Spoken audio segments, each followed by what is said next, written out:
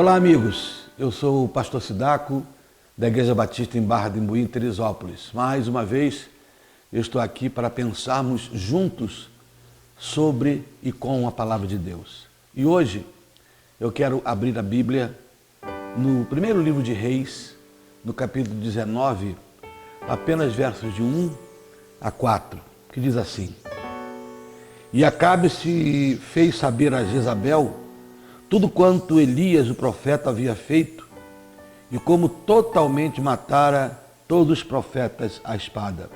Então, Jezabel mandou um mensageiro a Elias dizer-lhe: Assim me façam os deuses, e outro tanto, se de certo amanhã a estas horas não puser a tua vida como a de um deles, isto é, vou matá-lo.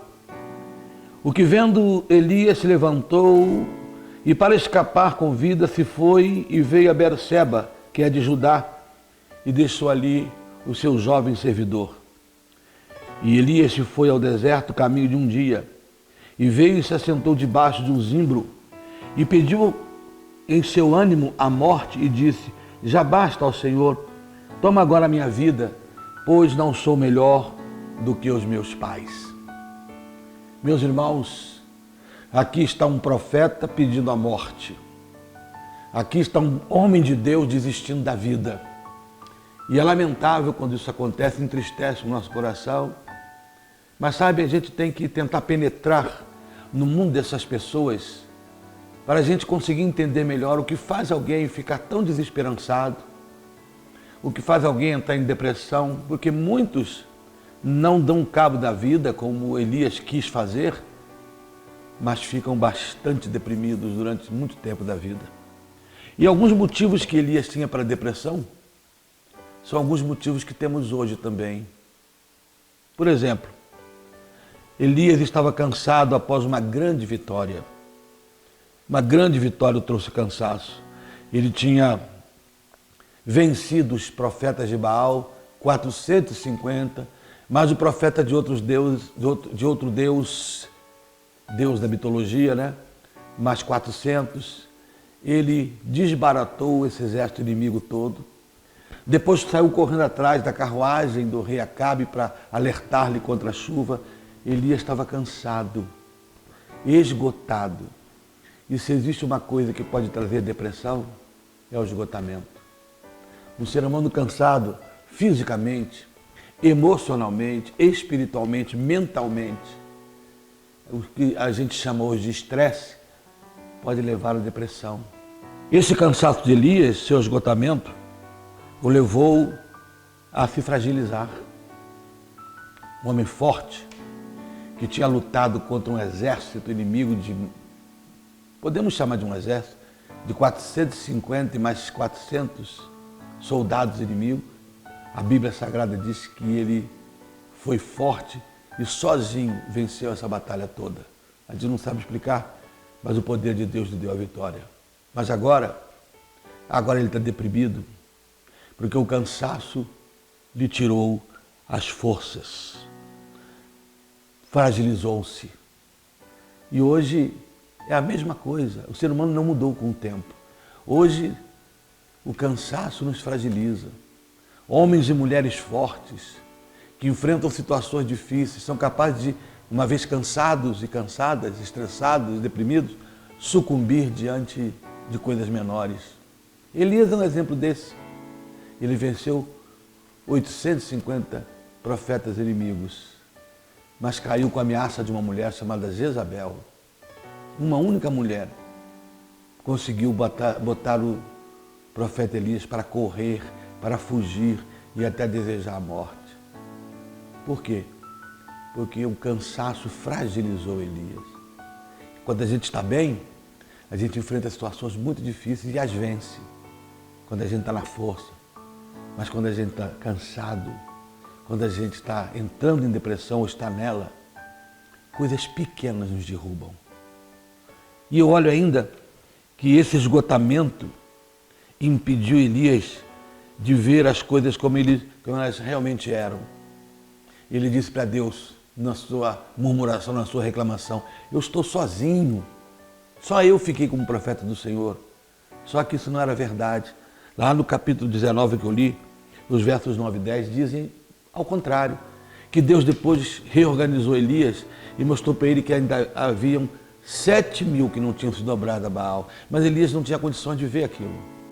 Elias estava com uma visão distorcida das coisas, da vida, porque é assim que a depressão faz com a gente, faz com que a gente veja a coisa de maneira constantemente pior, mais negativamente. Elias disse para Deus, eu estou sozinho, mas ele não estava sozinho, ainda existiam 7.000 que não tinham se dobrado ao inimigo.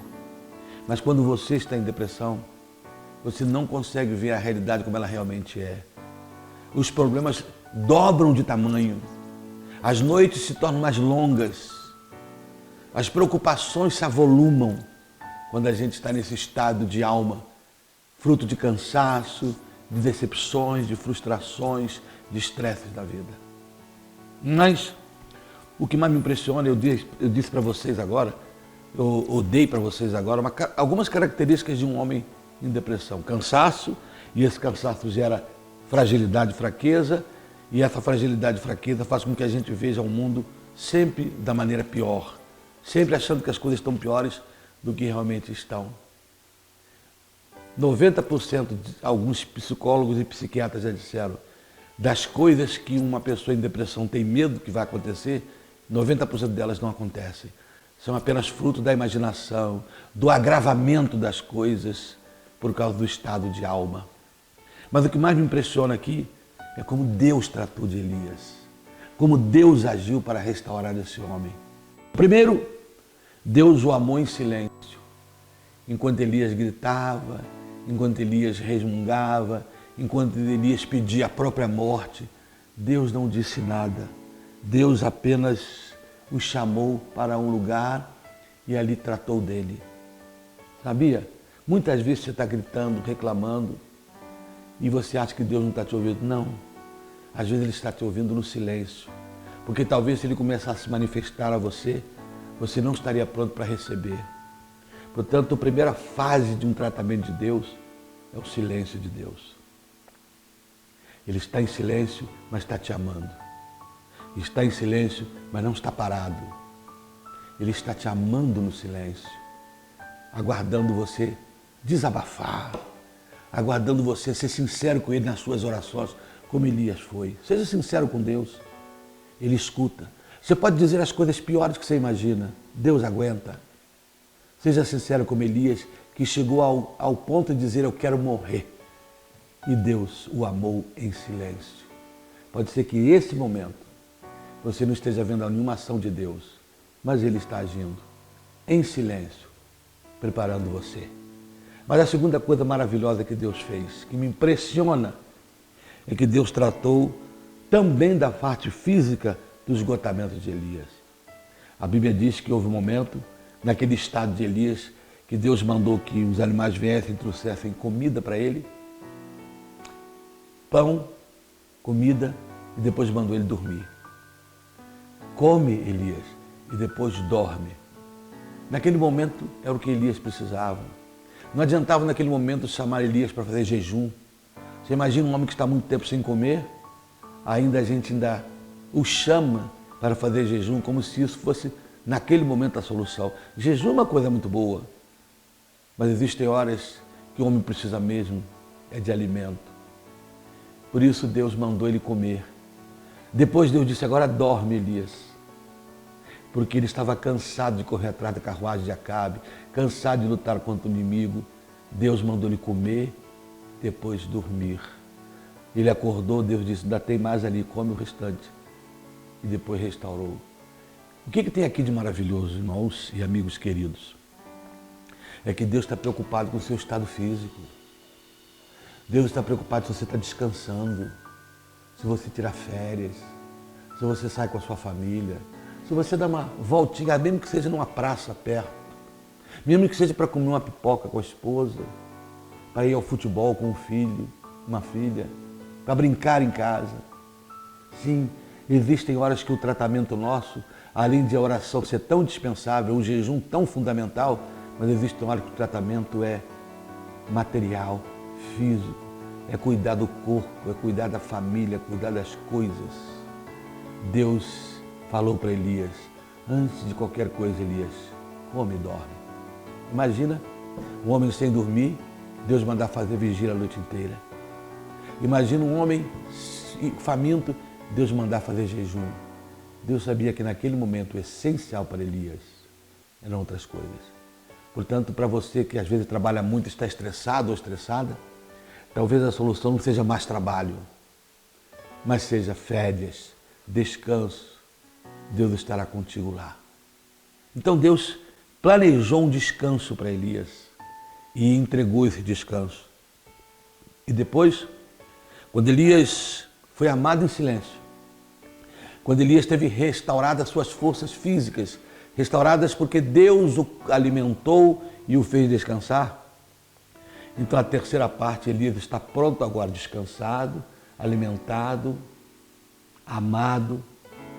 Elias está pronto agora a ser refeito na sua dimensão da vida, redimensionar a sua visão. Foi então depois disso tudo que Deus jurou para ele, disse assim, Elias, você não está só, tem 7.000.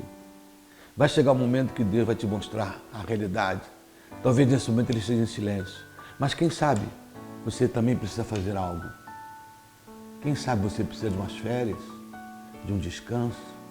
Quem sabe você precisa cuidar melhor dos seus. Essa parte que a gente acha que não é espiritual, de praticar um esporte. Quem sabe você não esteja precisando disso. Porque quando isso tudo acontecer, Deus então vai redimensionar a sua vida. E os problemas que você colocou tão grandes, Deus os diminuirá e os colocará na dimensão certa. Hoje, o segredo é mesmo que você esteja na caverna como Elias, é abrir o coração para Deus. É dizer mesmo até se você está com vontade de morrer, que você está com vontade de desistir de tudo, está com vontade de abandonar a vida, para o mundo que eu quero tecer. Diga para Deus, por um período Ele vai te amar em silêncio, por outro período Ele vai te recomendar descanso, lazer, vida familiar, restauração da comunhão e finalmente Ele vai redimensionar a vida e você vai ver que as coisas não estão tão desesperadoras como você pensava. O segredo hoje, repito, abre o teu coração. Deus está agora aí com você para te ouvir, Deus está aí te vendo, Deus é poderoso para curar esse momento da sua vida. E que Ele te abençoe. Amém.